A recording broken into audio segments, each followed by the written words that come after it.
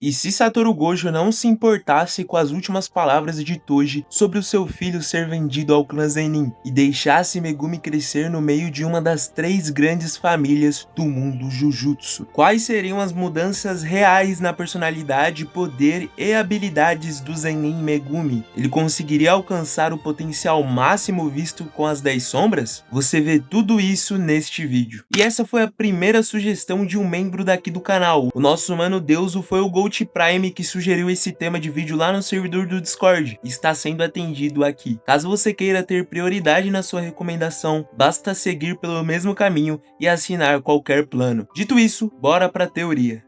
Fushiguro Megumi, filho de Toji, o restrito do clã Zenin, teve a façanha de herdar a técnica inata mais poderosa da família, as 10 sombras. E por este mesmo motivo, o caçador de recompensas venderia o garoto na idade perfeita da manifestação do seu feitiço, para o líder do clã Naobito. No canônico, o mais honrado intervém nessa venda ao se encontrar com o pequeno e lhe dando uma segunda chance, a de ser um aluno legítimo da escola Jujutsu e principalmente aliado na revolução que Satoru Gojo sempre almejou fazer no alto escalão. Neste caso, o garoto nunca teria este papo com o portador dos 6 olhos, e cumprindo a venda de Toji, Megumi seria enviado ao clã Zenin ao completar o tempo necessário. Ele seria recepcionado pelas autoridades principais, isto é, o próprio Naobito, 26º líder da família, Naoya, o filho do chefe, Jinichi, o tio de Megumi e todos os seus primos distantes, incluindo Maki e Mai. Os primeiros dias dentro das instalações do clã Zenin seriam de adaptação, já que o herdeiro das 10 sombras sempre foi uma pessoa mais reservada e fechada. Durante o processo, algumas mudanças ocorreriam em relação ao tratamento de talentos dentro da família do clã Zenin. Megumi, dono da técnica inata mais forte, é tratado como uma joia rara por todo o alto escalão, enquanto outros, como Maki, que já era menosprezada, teriam um relacionamento pior ainda. E assim, o garoto seria forjado em 2 vertentes: treinamento intenso para aprimorar o uso das 10 sombras desde pequeno, recebendo o auxílio do próprio Naobito e Jinichi com os escritos e segredos dessa técnica, e a outra, que basicamente seria forjá-lo como uma mentalidade conservadora ao máximo. O poder é a única coisa que importa, homens sempre estarão acima das mulheres, e no final, o que vale é o quão sua técnica inata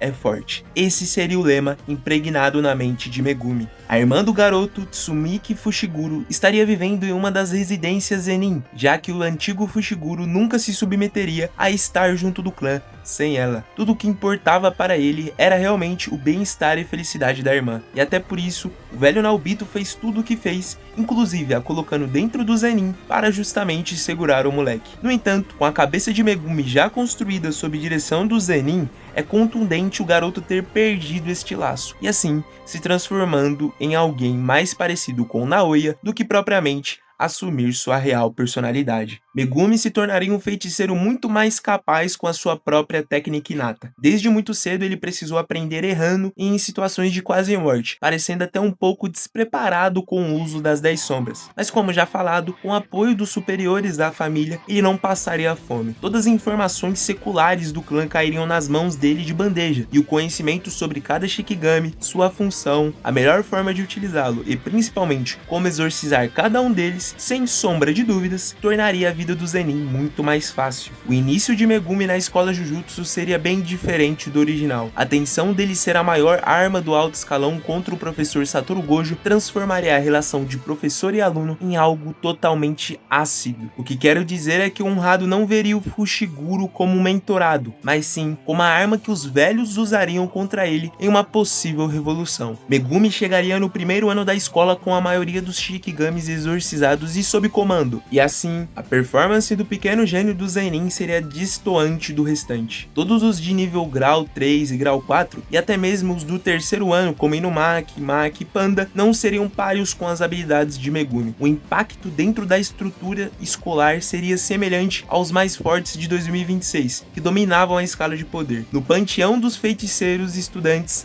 estariam eles, Megumi, Hakari e Yuta, como os mais fortes. E assim, fazendo missões e mais missões, Megumi iria consolidando toda a técnica que adquiriu no clã, até o momento que ele daria de cara com Itadori, na missão de recolhimento do objeto amaldiçoado, o Dedo de Sukuna. Apesar de toda a arrogância e deboche que ele apresentaria, eu não acredito que mudaria algo do roteiro original, senão apenas a relação entre o Ruivo e o Emo. Ao invés da amizade de um time unido pelo professor Satoru Gojo, é muito provável que nesta realidade, Itadori e o Honrado fossem muito mais próximos, justamente pelo distanciamento de Megumi. As justificativas para isso seriam simples. Gojo trataria Megumi não verdadeiramente como um aluno, como já dito, mas sim um soldado de Naobito para ficar de olho no receptáculo do Sukuna. E assim, o foco do portador dos 6 olhos seria o protagonista. Isso indiretamente seria muito bom. O fato do Gojo direcionar o Megumi para outro time, ou até mesmo para a escola de Kyoto, mudaria tudo. O fato deles dois não estarem em missões juntos faz com que Sukuna nunca descubra de fato o potencial das 10 sombras, muito menos consolide o pacto de reviver Itadori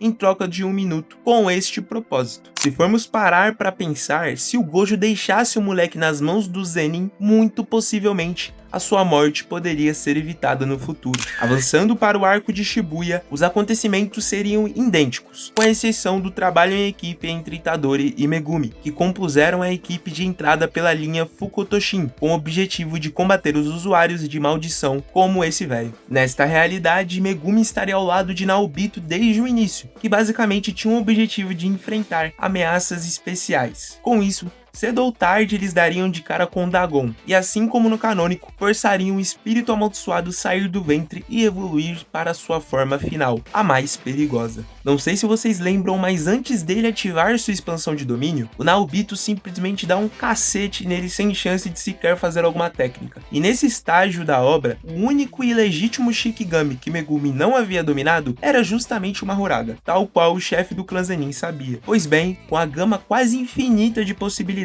o portador das 10 sombras exibiria o potencial máximo da técnica junto ao seu professor na família, e assim que Dagon fosse rendido pelos golpes múltiplos de projeção, bastaria o poder do servo redondo para aplicar a energia reversa e, com a pressão do boi perfurante, exorcizar o espírito com a energia amaldiçoada positiva antes mesmo que ele pudesse expandir o seu domínio. Este fato mudaria todo o cenário. Naobito não perderia o braço, Maki estaria inteira e o próprio Megumi estaria lá para prestar suporte. Apesar do combate ter sido finalizado com certa rapidez, eles não teriam paz nem tão cedo, e rapidamente surgiria, assim como no canônico, o cara que fecharia essa história, Toji Fushiguro. Revivido pela técnica de sessão espírita, ele viria para cá procurar adversários dignos. Como reflete o que o Gege Akutami disse, naquele estágio, o restrito era um boneco assassino onde suas garras vão sempre procurar os mais fortes. Uma única observação: nesta realidade eu impus que quando o jogo chegasse dentro do metrô, o Naobito, Megumi, Maki e o Toji já não estivessem mais ali, justamente pela velocidade no exorcismo. Com isso,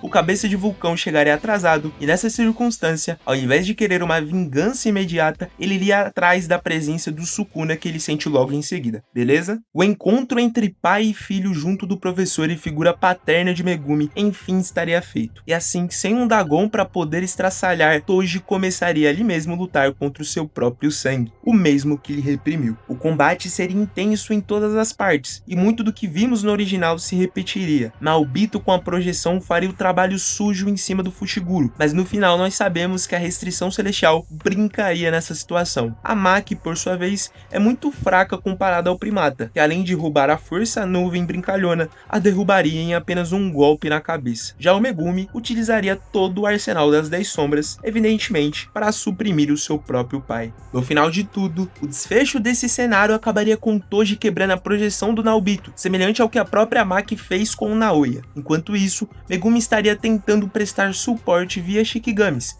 mas não teria interferência direta na briga de velocidade. E aí, com o velho sendo estraçalhado pelo Fushiguro, o líder do clã Zenin cederia não pelas chamas de Jogo, mas sob o restrito, sobrando apenas eles dois. Aqui nós temos dois cenários. Toji identifica que o seu adversário com quem luta é o próprio primogênito e faz a enfática pergunta: qual é o seu sobrenome. E aí, ele decide desistir, mesmo com a resposta sendo Zenin. Ou ele partiria para acabar com o filho escroto que ele colocou naquela situação, e vendendo pros malditos do clã que o rejeitou. E a escolha de Toji não poderia ser outra. Ele iria com tudo pra cima do Megumi. Mesmo sendo treinado pelo Zenin e alcançando o ápice do Jujutsu até aquele tempo, isto é, dominando os Shikigamis, aprimorando seu conhecimento ainda mais sobre as 10 sombras e tudo que envolve energia amaldiçoada, o Megumi tomaria uma coça. Na minha opinião, ainda mais com o Toji motivado a matá-lo devido a ter herdado a personalidade de merda do clã que expulsou ele. E tendo esta realidade onde o pai tenta acabar com o filho, todos os aliados derrubados e Shikigamis inutilizados, não restaria dúvidas que Megumi acessaria sua última carta na manga, o divino general Silas Mahoraga. Não por necessidade e sem ao menos pensar nas consequências, aquele Megumi faria isso por puro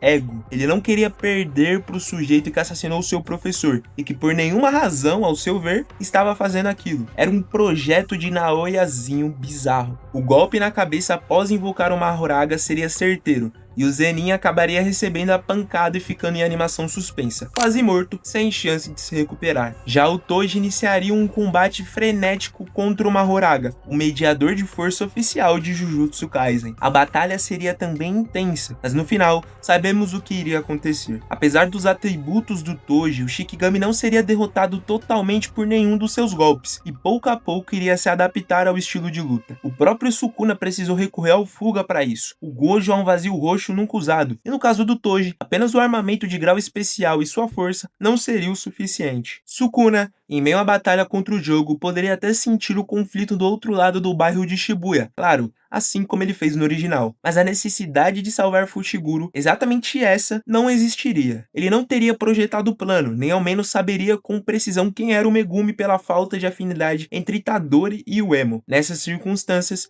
eu não vejo outro cenário senão a morte do Toji pelas mãos do Mahoraga e posteriormente a do herdeiro do clã Zenin com um ritual finalizado. E assim, após estes acontecimentos, em decorrência do combate entre Megumi Toji e o propósito do nome Zenin, ambos morreriam naquele lugar. Apesar do fim trágico, sim, a morte de Megumi evitaria a possível morte não só do Gojo, mas de todos aqueles que morreram na batalha final. Contido dentro do Itadori, Sukuna precisaria bolar outros planos muito mais complexos para sair do Ruivo ou simplesmente dominá-lo. E assim que Satoru fosse solto pela Anjo, não teria um Meguna a postos do Kenjaku para salvar a vida dele. E muito provavelmente o honrado acabaria com a vida do costurado naquele instante. Sobre o Sukuna, é impreciso como ele faria para sair do controle do Itadori, e muito mais como ele derrotaria o Gojo sem acessar os seus outros dedos e sem ter o corpo do Megumi. E assim, o mundo Jujutsu